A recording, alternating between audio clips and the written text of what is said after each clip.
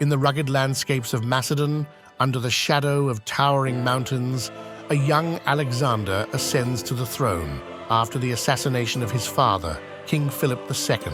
The air is thick with tension and anticipation as the ambitious prince vows to continue his father's legacy of expansion and conquest. At just 20 years old, his eyes burn with a vision that reaches far beyond the borders of his homeland. Alexander's first great test comes at the Battle of Granicus, where he faces a formidable Persian satrapal army on the banks of the Granicus River.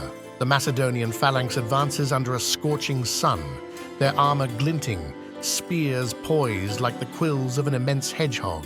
Alexander charges ahead, his figure inspiring his troops who plunge into the river with a roar that echoes off the surrounding hills. At Halicarnassus, Alexander encounters fierce resistance that tests the mettle of his siege warfare capabilities. Night after night, the sounds of battering rams and the cries of combat disrupt the coastal air as stone walls slowly crumble under the relentless assault. Alexander watches, his resolve hardened with each setback, learning and adapting from each challenge.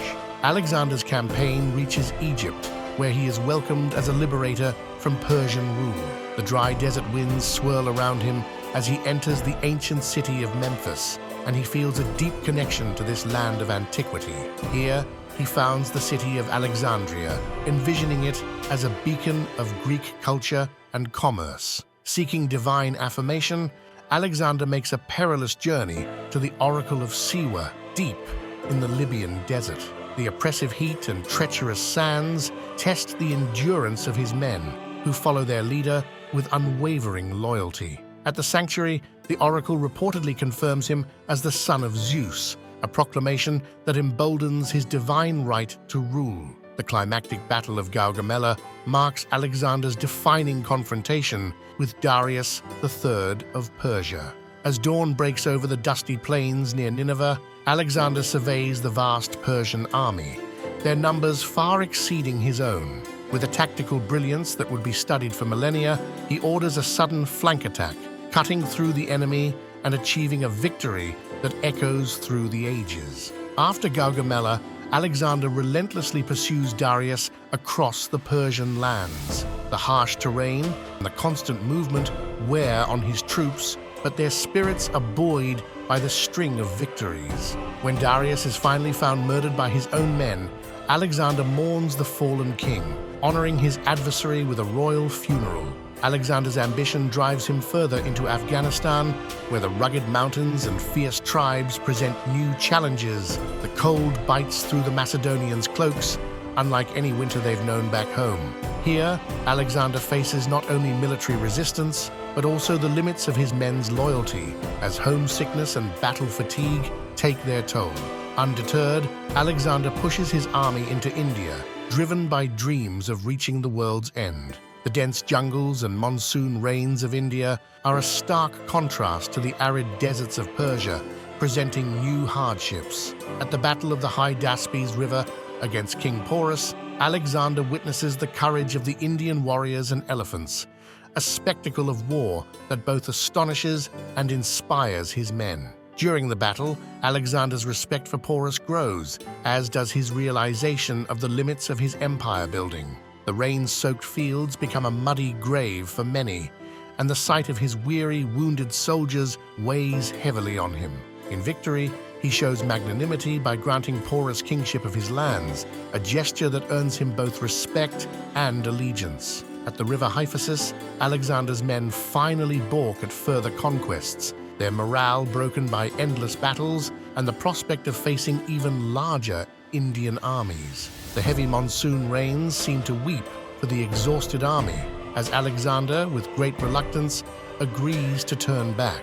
It is a moment of profound introspection for Alexander, who realizes the bounds of his ambition must finally match those of his men's endurance. The journey back west is marked by hardship and reflection.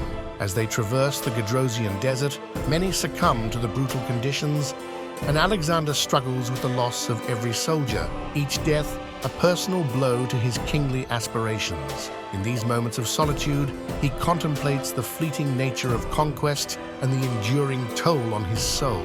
Returning to Babylon, Alexander plans for the consolidation of his empire and future campaigns. The city becomes a cosmopolitan hub under his rule, filled with scholars, artists, and architects from across his territories. Yet, the humid air and festering marshes around the city breed disease, casting a shadow over his grand designs. In the summer of 323 BC, Alexander falls gravely ill after a prolonged fever, possibly worsened by the marshy environment or previous battle wounds. His generals and friends keep a somber vigil, the air thick with incense and whispered prayers as the great conqueror confronts his final adversary, mortality. His death plunges the empire into mourning and uncertainty, the dream of a unified world empire dissipating like smoke in the wind. Alexander's empire fragments under the rule of his generals, the so-called Diadochi, who carve out kingdoms of their own. Yet, his legacy of Hellenistic culture endures, spreading Greek ideas and customs across the known world. In the blend of cultures, from the Nile to the Indus, Alexander's dream of cultural fusion takes root, blossoming long after his passing.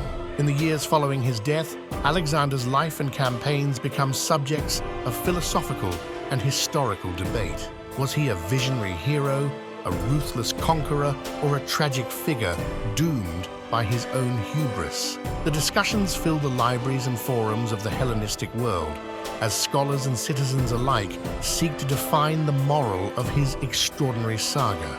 Military academies and tacticians continue to study Alexander's strategies and tactics, from his use of the phalanx to his bold cavalry charges. His battles are reenacted and dissected for their brilliance and audacity, serving as educational foundations for future commanders. In these studies, the spirit of Alexander's military genius endures, influencing warfare across centuries. Alexander's influence permeates various aspects of culture in the Hellenistic world, from the art that portrays him as a godlike figure to the cities named after him that serve as living monuments to his legacy.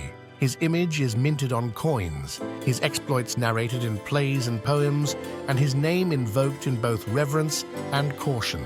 Over time, the line between the historical Alexander and the mythic figure blurs, with tales of his exploits taking on legendary proportions. He becomes a character in various folklores, symbolizing the eternal themes of ambition, power, and fate. In these stories, Alexander is not just a historical figure, but a larger-than-life hero, battling both mortal and supernatural forces. Alexander the Great remains one of the most intriguing figures in history, his life a canvas for the projection of both greatness and tragedy.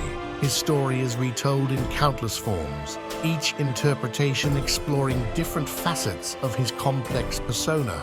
In the continuing fascination with his life and deeds, Alexander achieves a kind of immortality, forever riding the winds of history as both a warning and an inspiration. Our journey through time comes to an end for today. We embark on new adventures every week. If you relish the experience, please like and subscribe.